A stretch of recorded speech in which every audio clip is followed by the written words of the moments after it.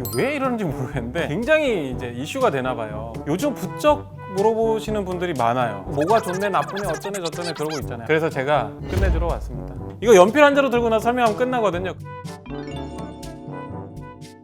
안녕하세요. 성형외과 전문의 김재원입니다. 오랜만에 카메라 앞에 섰습니다. 자, 바로 늑연골에 대한 얘기죠. 코에다가 넣을 수 있는 재료가 다른 부위에서 가져올 수 있는 게 그냥 세 군데밖에 없어요. 코 안에 비중격 연골, 귀연골, 늑연골 요 세 개예요. 그거 안 쓰면은 나머지 다른 거 쓰는 거예요. 뭐 플라스틱 같은 것들, 합성된 것들, 뭐 인공 뭐 이런 것들 쓰는 거죠. 그걸 안 쓰면은 생체 조직을 써야 된단 말이죠. 마지막 수술 받으러 저 찾아오는 사람한테 플라스틱 갖다 넣을까요? 늑연골 써야죠. 과감하게 써야 될 땐 써야 되는 거예요. 막 처음부터 막 쓰는 게 아니라 저 같은 경우는 이제 비중격이 1차 선택이에요. 비중격을 도저히 못 쓸 때는 어쩔 수 없이 늑연골을 쓸 수밖에 없죠. 그럼 늑연골을 써야 된다면 이제 요즘 이슈가 되는 게 자가 늑연골, 그 다음에 기증받은 늑연골. 내 거 아니면 남의 거죠, 뭐 두 개. 그걸 가지고 뭐가 좋네 나쁘네 어쩌네 저쩌네 그러고 있잖아요. 아 정말. 이제 몇 가지 이슈가 되는 것들에 대해서 좀 얘기를 해볼까 합니다.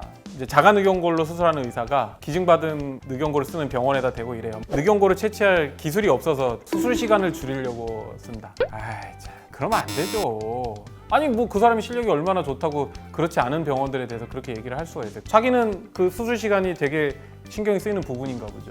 저 같은 경우에 뭐 수술 하루에 한 분, 두 분 이렇게 수술하거든요. 그러니까 시간에 대한 어떤 줄여야 될 필요성이 없어요, 전혀. 기술이 없어서 뛴다, 그거는 뭐 좀 모르겠어요. 근데 누가 얼마나 잘한다고 기술이 없어서 못 쓴다고 얘기하는 것 자체도 저는 옳은 발언이라고 생각하진 않습니다. 아, 남있게 들어오니까 거부 반응이 있다. 이거는 좀 가능성이 있는 얘기예요. 거부 반응이 있어요. 그걸 내 몸의 보호 측면에서 일어날 수 있는 반응인 거죠. 흔히들 우리가 이제 알레르기 반응이라고 하는 것들도 대부분 그런 거라고 보시면 돼요. 내 거에 비해서 좋을 수는 없죠. 하지만 옛날 생각을 하고 있다고 보시는 게 맞죠. 우리의 어머니 아버님 세대 국내 최초 신장 이식 성공 막 이런 게 9시 뉴스에 나왔어요. 아니 요즘 누가 콩팥 이식하고 뉴스에 나와요. 지금은 그런 시기가 아니잖아요. 심장도 이식을 하는데요. 예전보다는 기술적인 발전이 굉장히 있었기 때문에 좀 문제가 되는 거는 굉장히 줄어들었다. 또 하나가 염증이 잘 생긴다. 1분은 맞고 1분 틀린 얘기예요. 이 기증받은 늑연골도요, 크게 두 종류가 있어요. 예전부터 쓰던 이렇게 덩어리로 가져오는 기증 늑연골이 있고요. 크니까 나눠서 써요. 이렇게 잘라서 쓰고 또 다음 환자가 보관했다가 또 오면 쓰고 막 이런 형태들이 있었어요. 저는 그건 쓰진 않습니다. 제가 쓰는 거는 이미 다 이렇게 편으로 잘려서 하나씩 다 개별 포장이 돼서 나와요. 그렇게 크게 두 종류가 있다고 생각하시면 되죠. 나눠서 쓴다거나 보관의 어떤 미숙함 때문에 그 재료 자체의 염증의 원인이 일으킬 수도 있지만 요즘에 있어서는 그것보다는 늑연골을 써야 되는 상황의 코들이라면 대부분은 별로 좋지 않은 상태에서 오시는 분들이에요. 농작물을 심을 때 땅이 비옥해야지 잘 생착이 되고 잘 자라겠죠. 마찬가지로 이식이잖아요, 이식. 늑연골이 아무리 좋아도 그게 들어가는 코의 상태가 좋지 않다면 버틸 수가 없겠죠. 이미 안 좋은 상태에서 써버리니까 녹아서 없어진다든지 염증이 생긴다든지 이런 것들이 발생될 수 있는 확률이 있다는 거죠.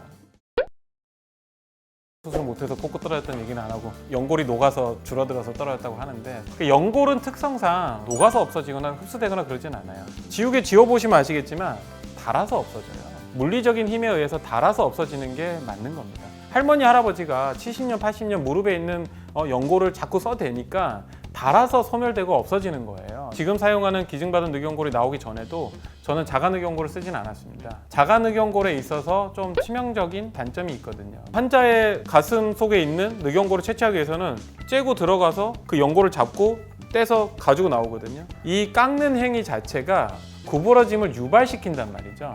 연필을 깎으면 그 껍질이 평평하게 나오지 않아요. 절대.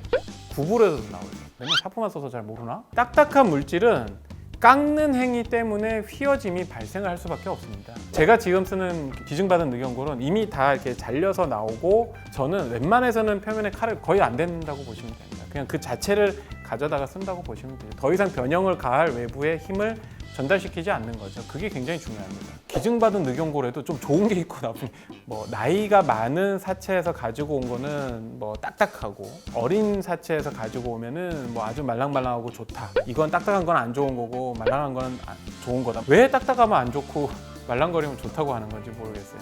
의사가 쓰려고 했을 때 뭔가 딱딱한 부분이 필요할 수도 있잖아요. 말랑말랑한 부분이 필요할 수도 있어요. 그렇잖아요. 그 환자한테 맞는 딱딱한 정도의 것을 정확히 쓰는 게 오히려 더 좋은 선택이라는 거죠. 기증 늑연골을 써야 될지 뭐 자가 늑연골을 써야 될지 이런 선택조차도 잘 쓸 수만 있다면 어떤 걸 쓰더라도 나쁘진 않습니다. 너무 많은 정보들에 휘둘릴 필요 없으시고요. 그냥 간단하게 생각하시면 돼요. 닳아서 없어지고 깎으면 휘는 거예요. 이것만 생각하셔도 돼요. 제 영상이 많이 도움이 됐으면 좋겠습니다.